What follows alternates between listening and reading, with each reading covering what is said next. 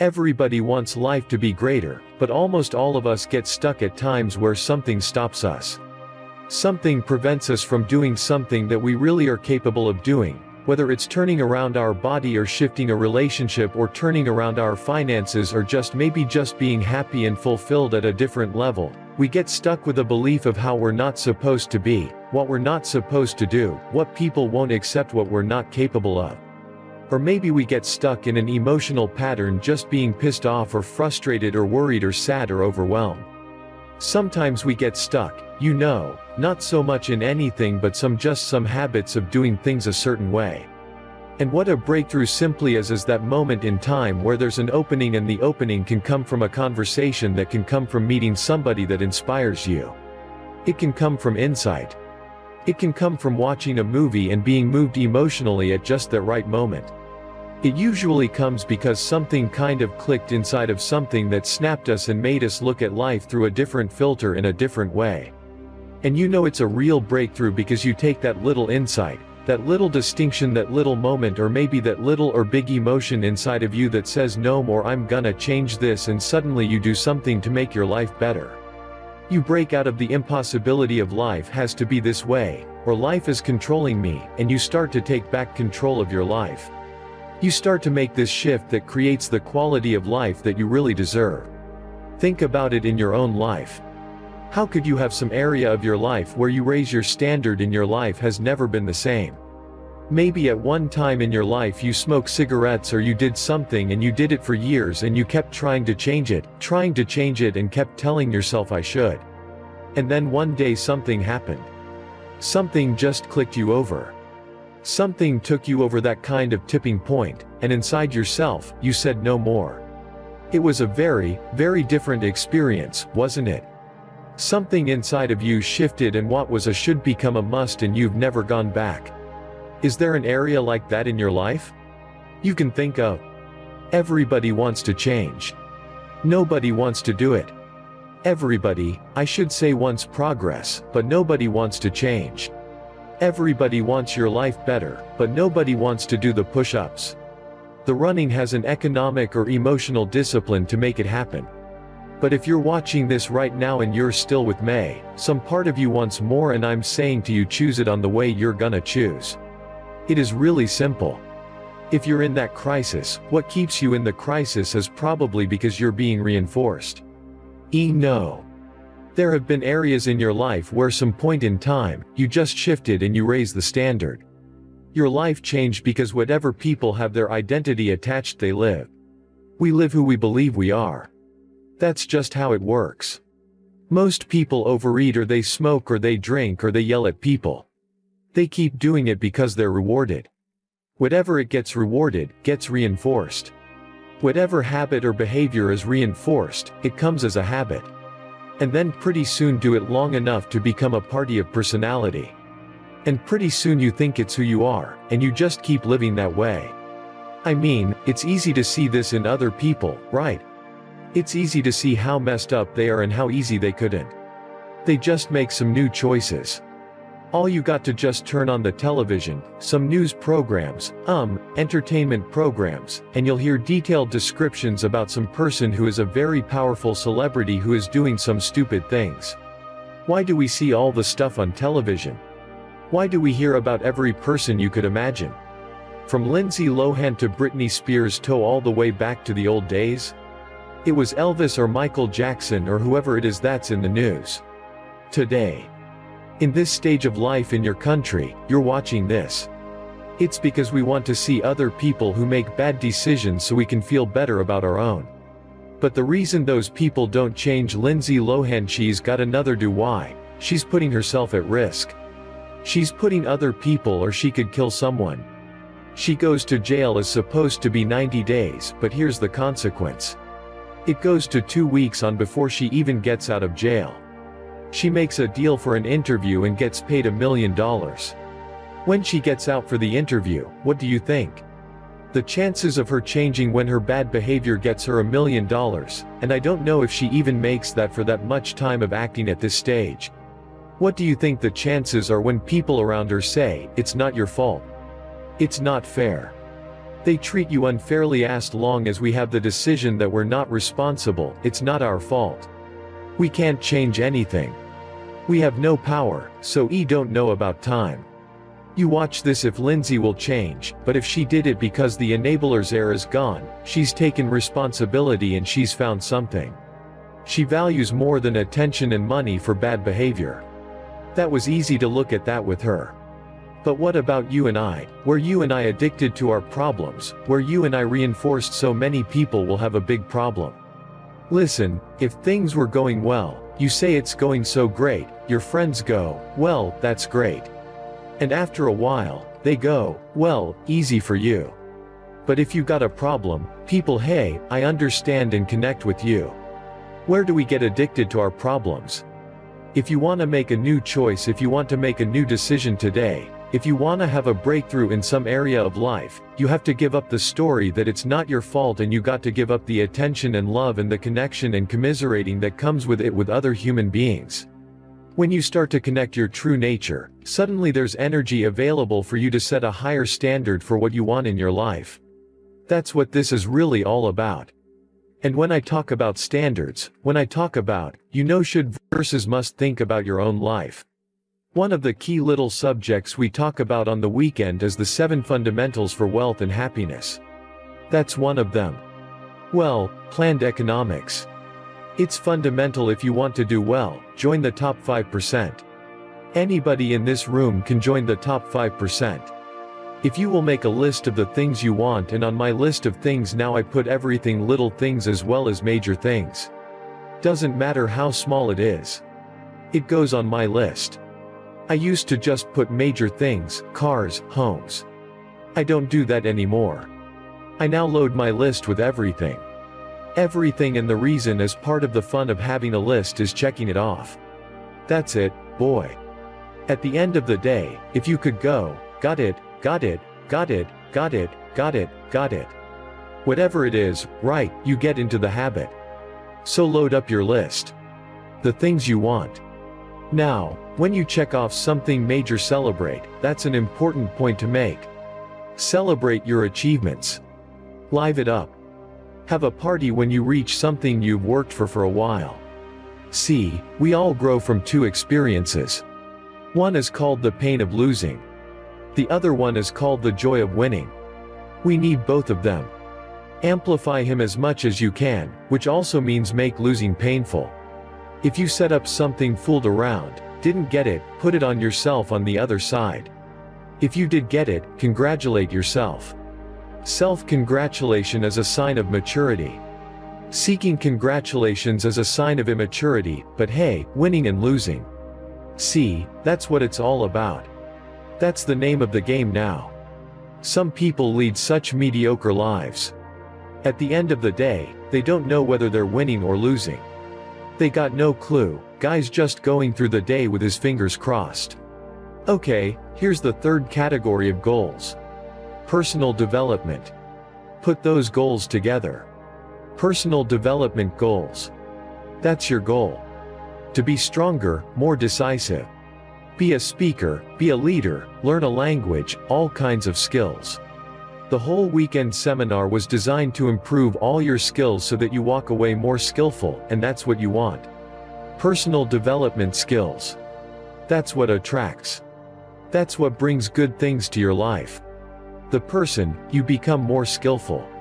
Look at these 2 men. Do you know who they are? Most people don't. They're just a couple of ordinary guys. One, they're both gone now. But one was an ordinary beekeeper in Auckland, New Zealand, and the other a Sherpa guide from over around Nepal. Now there's Mount Everest. You know, for thousands of years, people have tried to get to the top of Mount Everest. People died doing it. It was believed it couldn't be done. People tried, but they didn't know how. And so they quit. There's a closer look at the mountain and where they placed their flag. They planted that flag in the mountain. Now, this is the 2 of them after they come down the mountain, and you know something. When they started, they did not know how, they didn't know how to get to the top of the mountain. And that's what stops most people, because they don't know how. As little kids we'd go, "Mummy, Daddy, I want this," and they say, How are you going to do that? It was a little kid. You don't know how to do it. But they did it in 1953 on the 29th of May. They were the first to get to the top of that mountain. They stood right on top of the world. You know, there have been over 1,000 people do it since then. I watched a young woman on Canadian television being interviewed, not very big. She had just come back from going to the top of Mount Everest and the reporter asked her. They said, "How does it feel now that you conquered the mountain?" We didn't conquer the mountain. That mountain can be conquered. We conquered the limitations that are within ourselves. Be prepared, understand. Put yourselves in the shoes of the people or the businesses that you're working with. The message that I just got on Cyberdust is a perfect example. If he would have put himself in my shoes, it would be obvious that Cyberdust is important to me. I'm trying to push everybody to message using it. I've volunteered, and Dave mentioned that hey, I'm gonna be answering questions long after this is over from you people from everybody sending me messages. So Cyberdust is obviously important to me. And so if you're able to do something that reflects something that's important to me or whoever it is that you're working or trying to get a job where they're trying to get an internship with. We're trying to get an investment from if you can put yourself in their shoes and put yourself in the context of what's important to them.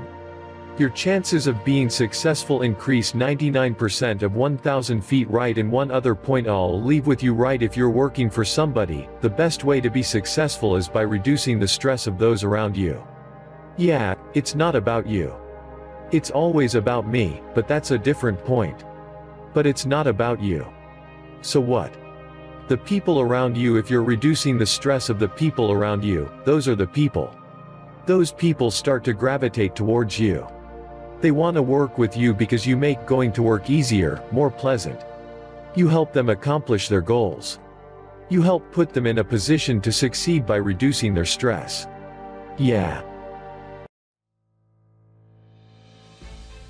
But most of all, success is making your life what you want it to be, considering all the possibilities, considering all the examples. What do you want for your life? That is the big question. Remember, success is not a set of standards from our culture, but rather a collection of personal values, clearly defined and ultimately achieved. Success is your better life for you, the design you give it, the dreams you accomplish. Making your life what you want it to be for you, that is success. One morning at breakfast, shortly after I met Mr. Show, he asked me if he could see my current list of goals. He said, "Let me see your list of goals, and let's go over them and talk about them. Maybe that's the best way I can help you right now." And I said, "I don't have a list." He said, "Well, is it out in the car or at home somewhere?" I said, "No, sir, I don't have a list anywhere." He said, "Well, young man, that's where we better start." Then he added, "If you don't have a list of your goals, I can guess your bank balance within a few $100s, which he did, and that got my attention. I said, "You mean that if I had a list of goals, that would change my bank balance?" He said, "Drastically." That day I became a student of how to set goals, and sure enough, when I learned how, my whole life changed. My income, my bank account, my personality, my lifestyle, my accomplishments. Recreating you, and you have the power to do that. You can decide that you're going to change, that you're not going to be a wimp. You can decide that you're going to stand up to life. You can decide that I'm going to live each day as if it were my last. You have the power to make that decision. You can decide, I'm going to work on myself and develop myself. I'm going to empower me. And all of these things that are happening to me right now, they're just temporary inconveniences. They're not stronger than I am. I'm in charge here.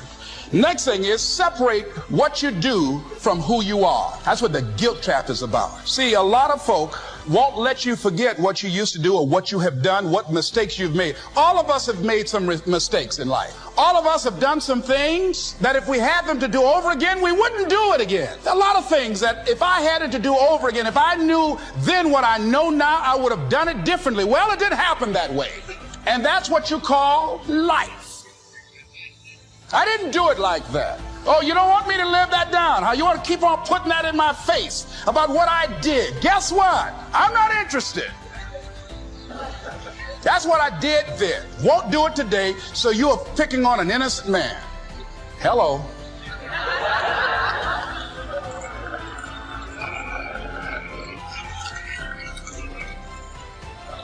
So as you're in the process of reinventing your life, write a description of the kind of person that you want to be. What are the things that you must overcome? What qualities about your personality you know that you're going to have to change because those particular characteristics are liabilities to you?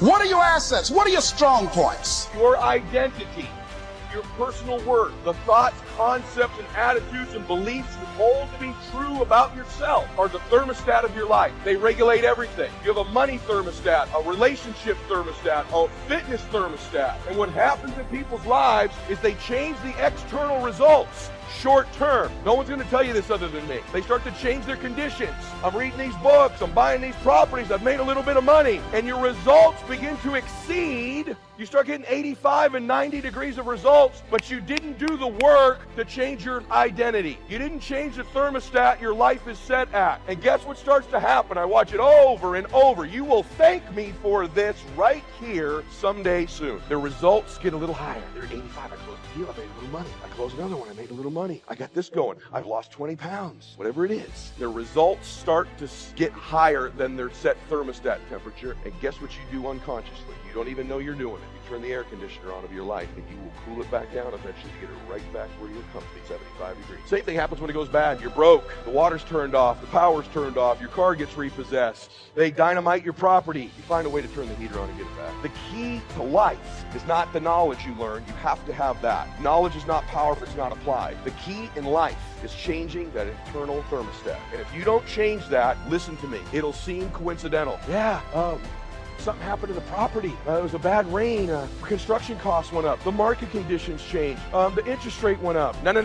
It's not coincidental. It's not. You cooled your life back down because you didn't do the work on who you are. The thing I have in my life is I associate with higher and higher identity people more and more and more in my life. That's what this group does for you. Begin to power of association. The people you associate with keep you up. If any of you that are religious, if you weren't fit, let's say you hung around someone in this room that's super fit and you were out of shape. You can't be around that person constantly and not start to eat differently, start to think differently. You're a person of faith. You're around someone who's a high thermostat temperature person of faith. You're around them all the time. You start to behave differently. If you're a man in the room and you start to hang around guys who are true to their wife and love their wife and are faithful to their wife and compliment their wife and hold their wife's hand, they do all that stuff. They date their wife. You can't help but change your thermostat. Same with money. You don't think Sylvester Stallone and Phil Knight and John Elway and Tony Robbins had an impact on me? If you know the road ahead, you have incredible power called anticipation. Anticipation is the ultimate advantage. See, winners, leaders anticipate, losers react. The reason you get beat is you don't know where things are happening, so you're reacting. Reaction is always stressful. And yet so much of our life is predictable if we just were to study it, not be caught up in our day-to-day. It's predictable the challenges you're going to have in your relationships, or with your kids, or with your body, or with your job, or with your economics, or with your mother-in-law or father-in-law. These are predictable. And if you would anticipate these things and put a strategy in place, you could take it all out and have the quality of life that you deserve. In business, it's everything. Those that anticipate, those that lead, and then there's those that follow. The followers are the reactionaries. So the more we can anticipate, and you can't anticipate and lead unless you first learn how to lead yourself at a different level. So I'd love to have you just see that if you and I can start to take control of our focus, and we can start to control the meaning of our lives and make something really that meaning that empowers us, because look, what's wrong is always available, isn't it? There's always an Ebola, a bird flu, there's always something that's going to kill the entire human race tomorrow on TV, and then there's your life. What's wrong is always available, and so is what's right. And you have to take control of that focus, because otherwise you become a follower and you get to live your life. Even though you're a smart person, we're all smart, but it's easy to get led astray by everybody else's focus, isn't it? And then all of a sudden let them create the meaning for us. And then all of a sudden we're settling for a life far less than what we desire or deserve. So my approach is really simple. My approach is to say, let's, you and I, just for a few little time we have here. By the way, this to me is a little time, a couple hours, 2.5 hours, I guess, at this stage. Because kind of the minimum length of seminar I do is 50 hours, 50. And you go, are you kidding me? I don't like to hear myself talk. I like to see people do things so often they build muscle, not just thoughts. And so one thing I'm going to ask you to do in a few minutes is we're going to go from this passive mode that you're in right now into full engagement. Because if you get fully engaged, it's amazing what you can accomplish and do. When you're partially engaged, you get a little bit of result. When you're disengaged, we all know what you get, nothing. And we live in a society where most of us are so overwhelmed. There's so much information. We're not having any problem with information. We're being drowning in information, but we're starving for wisdom. And so we got to separate it out. And so one way to separate it out is I'd like to talk to you about 3 things that can help you increase your performance and your life. Because what I'm obsessed by and have been for 37 years is what can increase performance for an individual or an organization. But also I'm equally obsessed about what's going to make somebody fulfilled. Because who's had this horrible experience? Who here has ever achieved your goal and then your brain said, is this all there is? Who's had this experience here? Say, I. And that's worse than failing. At least when you fail, your brain can say, I can figure this out and do it again a new way. But when you succeed and you're miserable, you're basically technically screwed. So their lifelong dream is to have the restaurant experience. But their idea of the restaurant is based by what goes on in the front. And then they get hired and now they're working in the back, where there's pushing and shoving, and you find out who comes late and who you can't depend on, and so-and-so's real anointed, but they also are a liar, and they get on your nerves and they're egotistical maniac. Can I be real up in here this morning? And they're like shocked and flabbergasted and saying, oh God, I'm gonna have to leave this ministry. I never thought in the world. Baby, you signed up for the restaurant, but we hired you in the kitchen. I'm just wondering if you hired your cousin, because they sign, those people sign on and they come on to have grandiose spiritual extravagance. They want to have this moment. It's like people who move to your church because you were in a conference, because they think the conference goes on every Sunday. And then they come back a few Sundays and all them extra people are not there. Israel Houghton is not singing this morning. It's Clarabelle Wilson. And she just a skipping and a singing, and she can't sing worth jack, you know? And they say, where is Israel? Israel is gone, baby.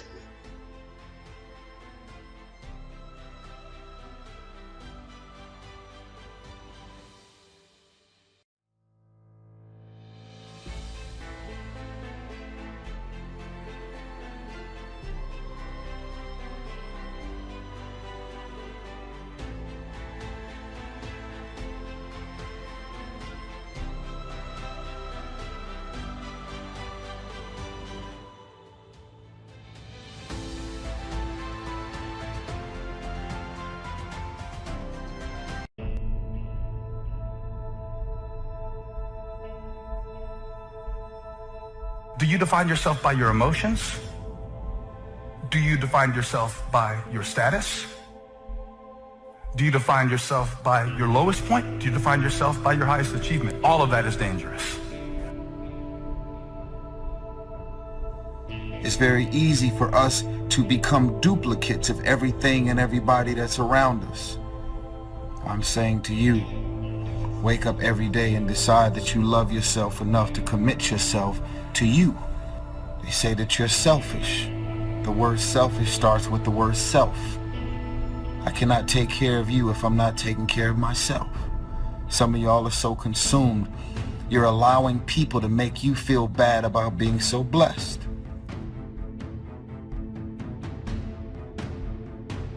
Gratitude erases negativity. I'm gonna show you how this works. If you wake up in the morning and you start having negative thoughts, man, this ain't my day. I woke up on the wrong side of the bed. Every time you feel, in the middle of the day, if you feel yourself doing that, stop. Just stop for a second. And start going over in your mind everything you have to be grateful for. Not everything you want, everything you already have. Because what you have is substantial.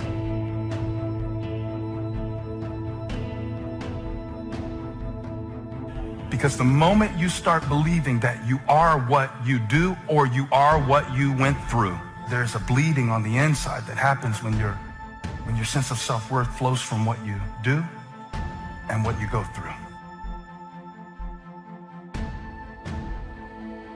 Every multimillionaire and every multi-billionaire in this world that are living on the top have all decided that I'm going to commit myself to this career, this vision, this goal.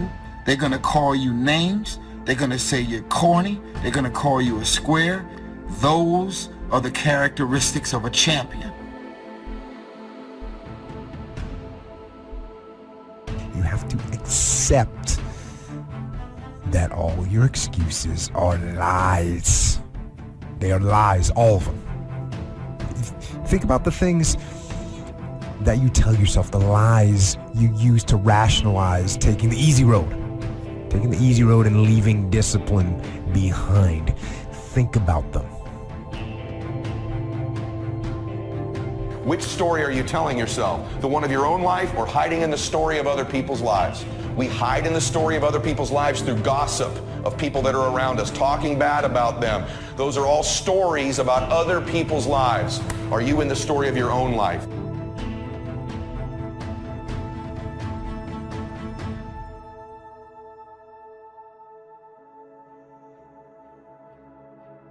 There's all kinds of different ways to break. You can break physically, you can break mentally, you can break your heart, you can break your spirit, and none of those are fun, and all of those are gonna leave a mark. But the mark that they leave can be the mark of victory, or it can be the mark of defeat. Because every time you break, and in every way that you break, while it's a chance, it's definitely a chance for you to give up and for you to just to fall apart. But there's also opportunity. There's opportunity to get stronger, and get smarter, and get faster, and get tougher, and get more stable, and get more resilient, and get better.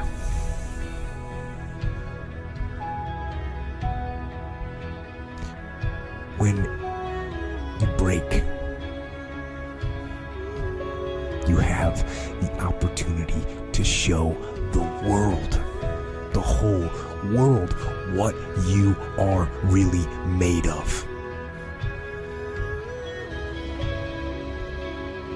So if you break, if you break, the fight isn't over.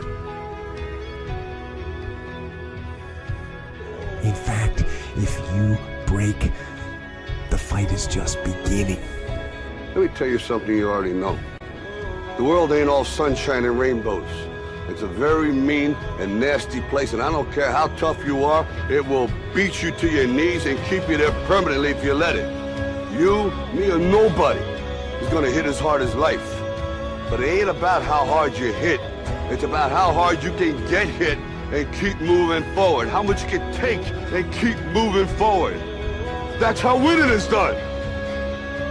Now, if you know what you're worth, now go out and get what you're worth. But you gotta be willing to take the hits and not pointing fingers saying you ain't where you want to be because of him or her or anybody. Cowards do that, and that ain't you. You're better than that. Move on. Straight up, move on.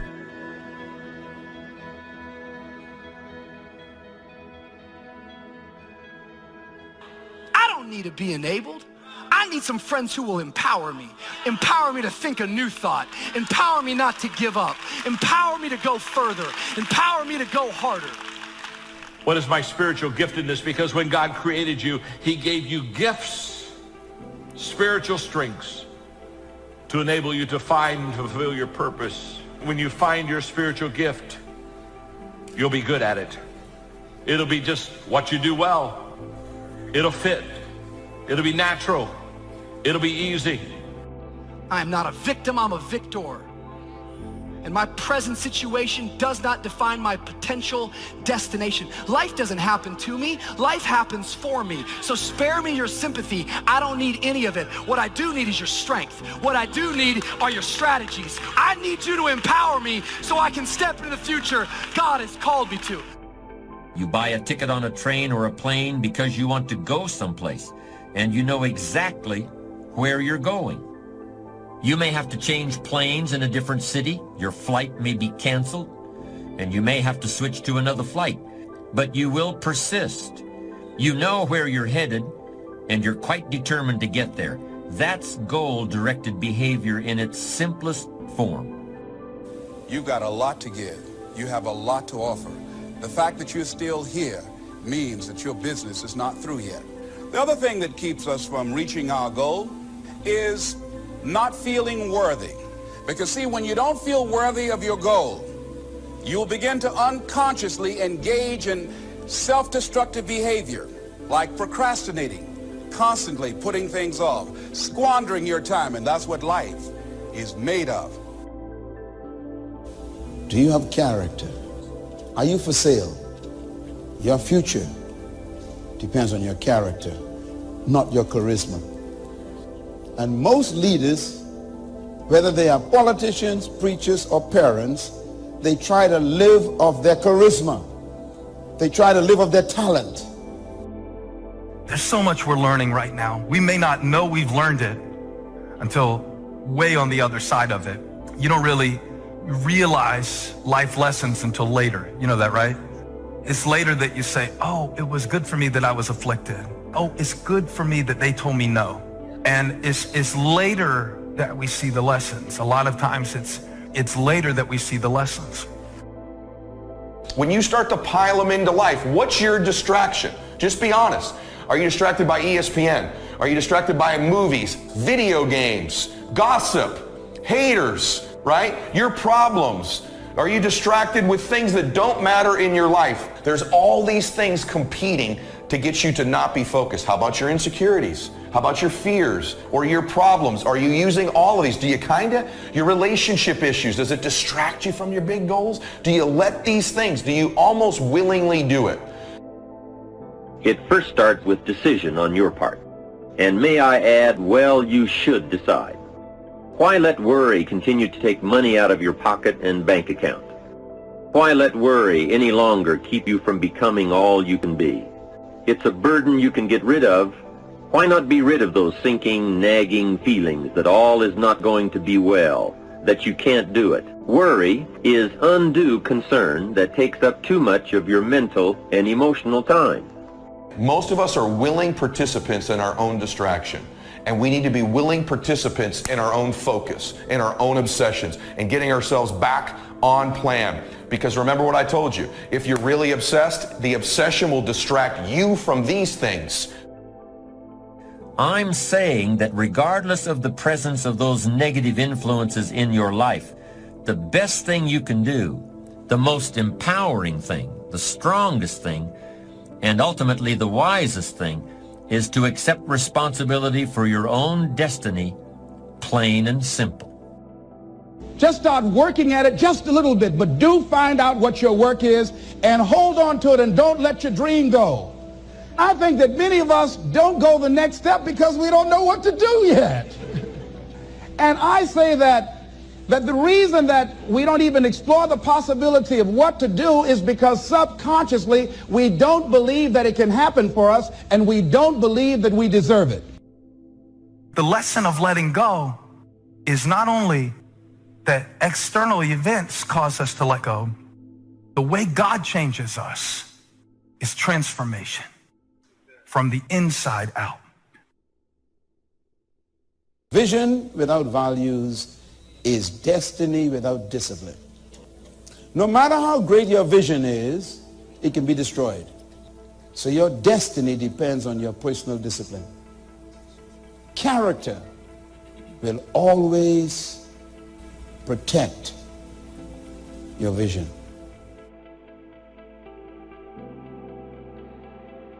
Credit goes to our awesome patrons who make videos like this one possible.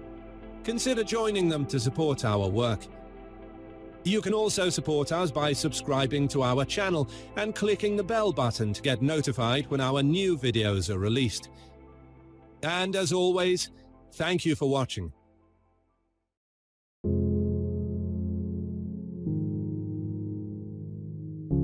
Make friends with people who want the best for you.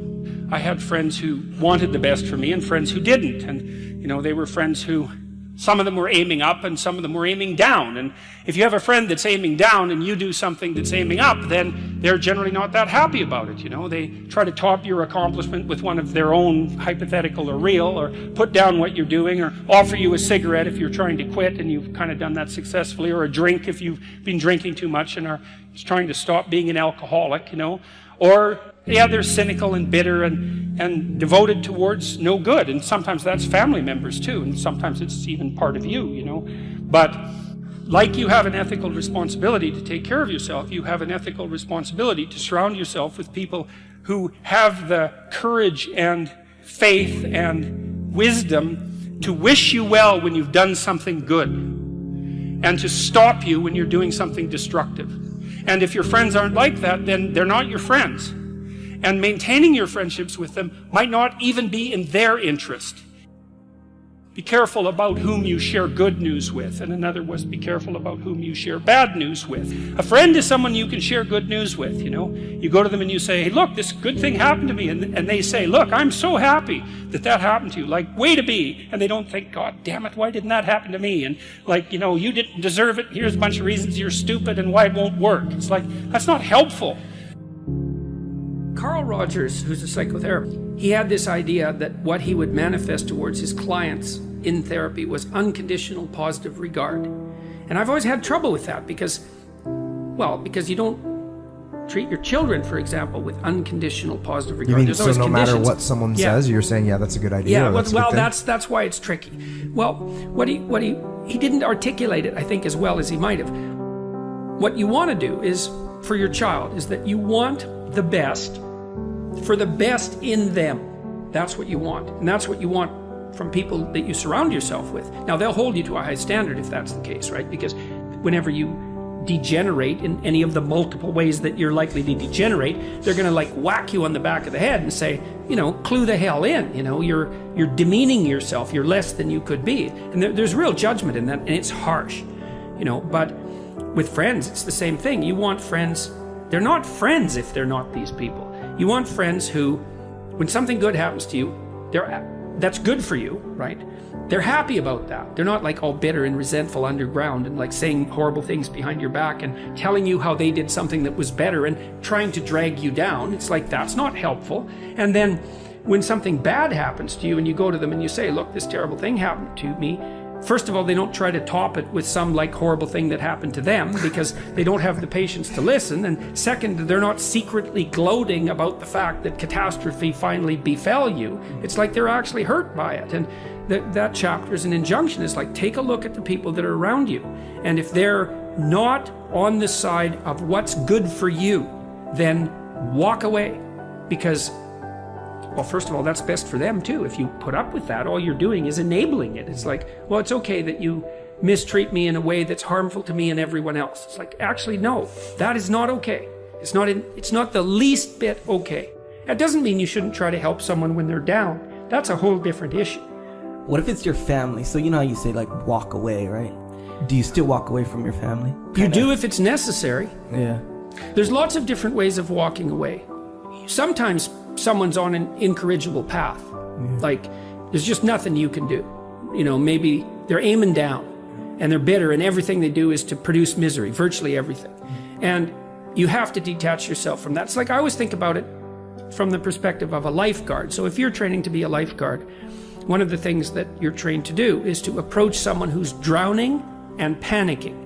And the way you approach them is you put your foot out between you and them and you push forward with your hands with your foot out. And you basically tell them if they're flailing about, you say, look, I'm here to help, but you have to calm down. And then if they cling to you, like in panic, you push them away. You think, well, that's pretty damn cruel because what if they drown? It's like, yeah, what if you both drown? That's like not helpful. You're there to rescue them. They take you down. You're both dead. It's like fail, right? It's like, well, it's the same with someone in your family. It's like, if they're on a downward path, and you've done your best, you know, you've made your efforts, and they're not paying attention. They're not changing. They say, yeah, well, I'll quit doing this. Yeah, I'll quit doing this. They tell you the same story over and over and over. It's a downhill path. You don't trust it. At some point, first of all, you stop offering your words. If you're offering words of wisdom to someone in the genuine attempt to help, and they treat that with contempt, then shut up.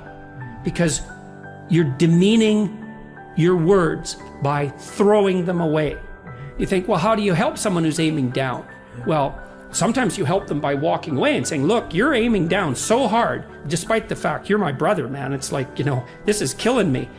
You're aiming down so hard, I'm not coming along with you. And the reason I'm not is to tell you in no uncertain terms that what you're doing is so terrible that I will even violate our kinship to oppose it. And maybe it'll take them 10 years to wake up to that, you know? And so that can be the case because, you know, people often have to be hit so many times before they'll learn. You see that especially if someone's addicted or otherwise pursuing a pathway that's like seriously downhill. So why should I think that you're actually trying to change? You tell me the story that you use to justify your own idiocy to yourself. And then you tell it to me and you demand that because I'm compassionate, I accept it and therefore validate your excuse. It's really hard not to get tangled up in that, right? Because if someone who's really in rough shape is telling you about why they're suffering, first of all, they're probably about half right in their story. But some of it's justification and excuse and blaming and all of that, failure to take responsibility. It's really hard to stand up and say, no, I don't buy that. No, you're wrong about that. You have to be a brutal bastard in order to do that. But hey, sometimes like surgery is brutal, right? It's brutal. And so this chapter about, you know, only making friends with people who want the best for you, that's a brutal chapter, you know, but it's right, unfortunately. Here's how you know if someone's your friend. You can tell them bad news and they'll listen. They won't tell you why, you know, you're stupid and why that bad thing happened to you and how something worse happened to them once and, you know, derail the whole conversation. You can actually tell them bad news and they'll listen. So that's a good thing. And then this is a weirder thing. You can tell them good news and they'll help you celebrate. And that's a really good way of deciding who you should have around you, because if you have someone around you, you know, something good happens to you and you're kind of afraid to even admit it because, you know, God, something good happened to you. You let that be known and it'll certainly be taken away. So, you know, you come out and you sort of tell someone half-heartedly that something good happened to you and they give you a whack and then talk about, you know, the great thing that happened to them 3 years ago, or worse, the great thing that happened to someone that they knew 3 years ago. You know, it's like, go away from that person. They're not helpful to you. You are obligated not to associate with people who are trying to damage the structure of being. Your being, the family being, social being, all of that. It's like, no, wrong, move away. And you think, well, you know, that's cruel. It's like, it's not cruel. You're sending a message. This sort of behavior is not to be tolerated.